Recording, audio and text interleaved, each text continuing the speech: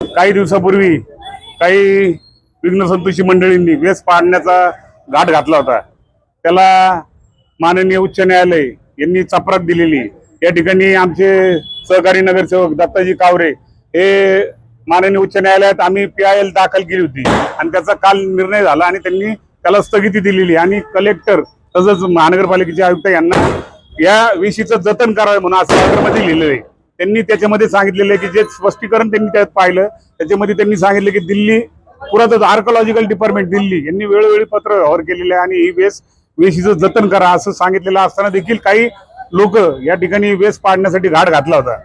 त्याला चपराक माननीय उच्च न्यायालयाने दिलेली।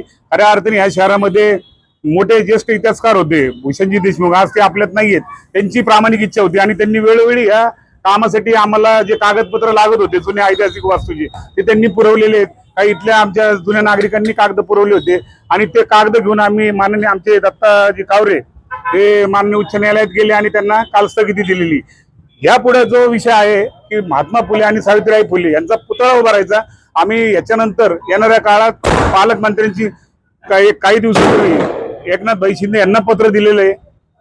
त्याचप्रमाणे पालकमंत्री यांची भेट घेणार आहे की आम्हाला वाडा पार्क या ठिकाणी जी मोकळी जागा आहे ओपन स्पेस त्या ठिकाणी पूर्णकृती पुतळ्यासाठी जागा द्यावी ही आमची मागणी राहणार आहे। येणाऱ्या भविष्य काळात आमची मागणी राहणार आहे। तर उच्च न्यायालयाने कालच आदेश दिला जी वेस पाडण्याबाबत काही राजकीय पक्षांनी आणि संघटनांनी जो घाट घातला होता आणि क्रांतिज्योती सावित्रीबाई फुले आणि महात्मा फुले यांच्या नावावर राजकारण करून ही वेस पाडण्याचं काम ज्यांनी चालवलं होतं त्याच महात्मा फुलेंच्या समोर त्याच महात्मा फुलेंना अभिवादन करून ही वेस हायकोर्टाने वाचवली। प्रथमतः मी या निर्णयाचं स्वागत करतो आणि येणाऱ्या काळामध्ये ज्या स्मारकावरून इथं राजकारण केलं गेलं म्हणजे ही वेसच त्यांना ठेवायची नव्हती आणि मायवाडा हे नाव हे पुसण्याचा डाव हा हायकोर्टाने हाणून पाडला।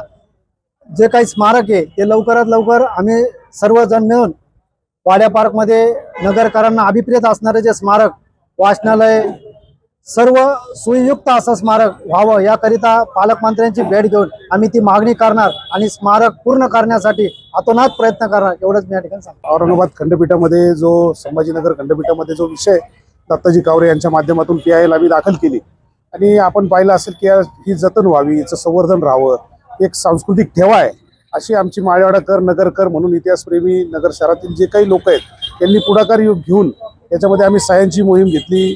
त्यामध्ये वेगवेगळ्या माध्यमातून सगळी माहिती गोळा करून न्यायालयासमोर गेलो आणि खऱ्या अर्थानं त्यांनी सांगितलं की याचं संवर्धन झालं पाहिजे याचं जतन झालं पाहिजे म्हणून उद्याच्या काळात या ठिकाणी अत्यंत चांगला महात्मा ज्योतिबा फुले व सावित्रीबाई फुले यांचा पुतळा तर लागणारच आहे पण त्यांचं स्मारक व्हावा याच्यासाठी आम्ही आत्ताच आमच्या बाळासाहेबांनी सांगितलं तसं आम्ही एकनाथजी शिंदे साहेब यांना त्या ठिकाणी विनंती केलेली आहे आणि पालकमंत्री यांना देखील भेटणार आहोत। आम्ही कलेक्टर साहेबांना आम्ही निवेदन दिलेलं आहे की आम्हाला तुम्ही जागेची उपलब्धता करून द्या।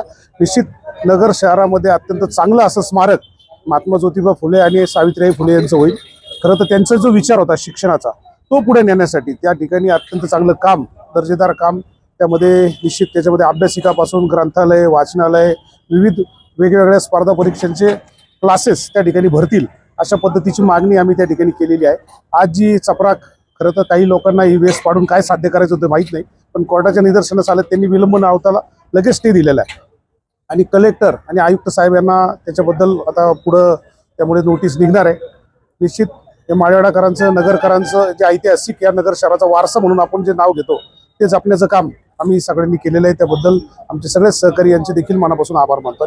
सर्वप्रथम मी महात्मा ज्योतिबा फुले आणि सावित्रीबाई फुले यांना अभिवादन करतो।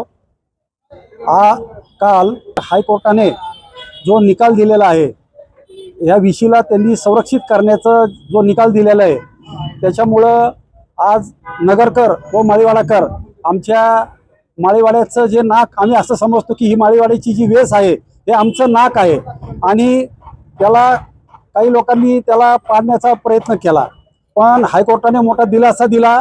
या लोकांच्या नगरकरांच्या भावना होत्या आणि माळीवाडाकरांच्या भावना होत्या, त्यासाठी आम्ही हायकोर्टात गेलो होतो आणि हायकोर्टाने जनतेच्या मनासारखा निकाल दिलेला आहे असं मला वाटतं.